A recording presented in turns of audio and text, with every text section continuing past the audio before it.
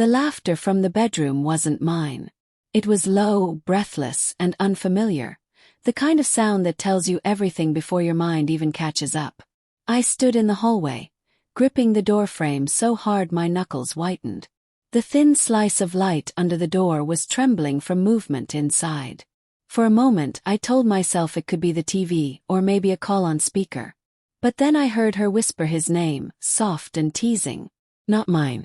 My pulse spiked, the air thickened, and the silence that followed was heavier than any sound. I stepped back slowly, careful not to let the floor creak. It was strange how calm I felt, like my body refused to believe what my ears already knew. My wife, the woman who had once traced every scar on my body like they were stories she wanted to remember, was with someone else. I didn't burst in. I didn't scream. Instead, I turned and walked out the front door, the night air hitting me like a slap. The sky was pitch black, but the streetlights hummed like they were mocking me, exposing the kind of truth no one should have to face. My breath came in short bursts. I felt both weightless and crushed. I sat in my truck across the street, headlights off, hands trembling on the steering wheel. I could still see the faint light flickering from our bedroom window. Waited. Minutes passed, maybe an hour. I watched until the light went out and silence reclaimed the house. I could have left then, driven off and never looked back, but I didn't. I needed to see her face when she realized what she'd done to me. When I finally went back inside, the house smelled of perfume and sweat. Hers and someone else's. It was faint but unmistakable. The sheets were slightly wrinkled, the air warm. She was asleep, her hair tangled, one arm draped over the empty side of the bed like she was reaching for him even in her dreams. My chest tightened, and for a second I thought I might be sick. I sat at the edge of the bed, staring at her. She stirred, mumbling my name half asleep. I didn't answer. When her eyes blinked open, she smiled lazily before realizing my expression wasn't what she expected. "Hey," she murmured, brushing her hair from her face. "You're back early." I looked at her.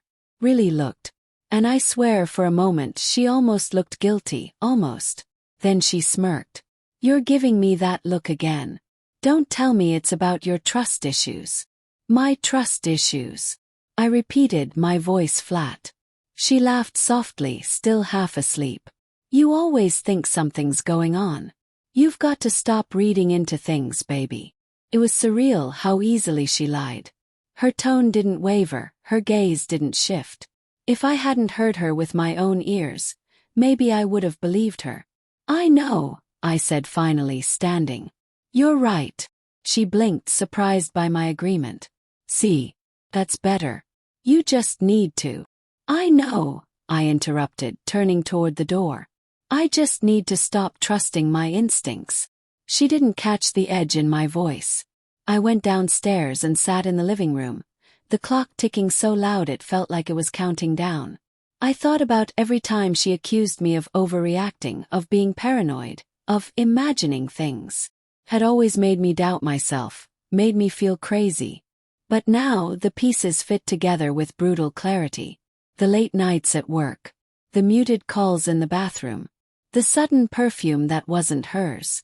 Around 3 a.m. she came down, wearing one of my shirts.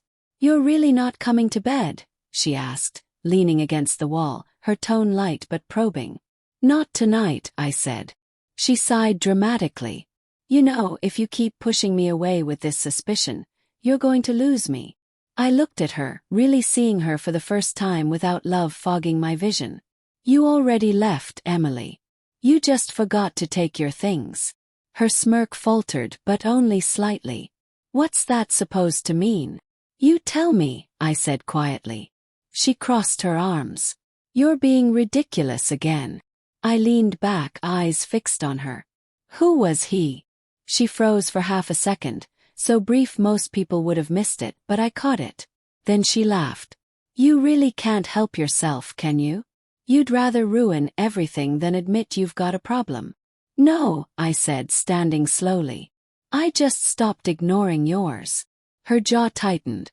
"You'd never leave me," she said finally, her tone low, almost taunting. "You love me too much for that." Maybe once she would have been right. But something in me had broken clean through. I didn't shout or throw things. I just walked past her, up the stairs, and began packing a bag. "Wait, what are you doing?" she demanded, following me. "What does it look like?" She grabbed my arm, her nails digging into my skin. "You can't just walk out in the middle of the night. Watch me." Her expression twisted, panic creeping into her voice. "You don't mean this. You're just angry." "I'm calm," I said. "Too calm, actually. That's how I know it's over." She looked like she wanted to say something, but for once, she had no words. I zipped my bag, slung it over my shoulder, and walked downstairs. She followed barefoot, her voice breaking now. "Please don't do this," she said. "You're misunderstanding everything. There's no one else." I turned to her at the door. "I heard you," I said simply. "You didn't even bother whispering." The color drained from her face. I left without slamming the door, without one last look back. The night was cold and eerily quiet. By the time the sun began bleeding into the horizon, I was already miles away. I called dozens of times, texted, begged. Every message was a confession disguised as apology. I didn't respond to any of them. Days later, when I finally met her face to face, because closure demands it, she was a wreck. Her mascara was smudged, her voice cracked. "I made a mistake," she whispered. "Please, I'll do anything." I studied her, the woman I'd once built my life around. "You mocked me for doubting you," I said. "But it turns out, the only thing wrong with me was believing you in the first place." She reached for me, but I stepped back. "You said I'd never leave," I continued, my voice quiet but steady. "You were right about one thing, I couldn't until you taught me how."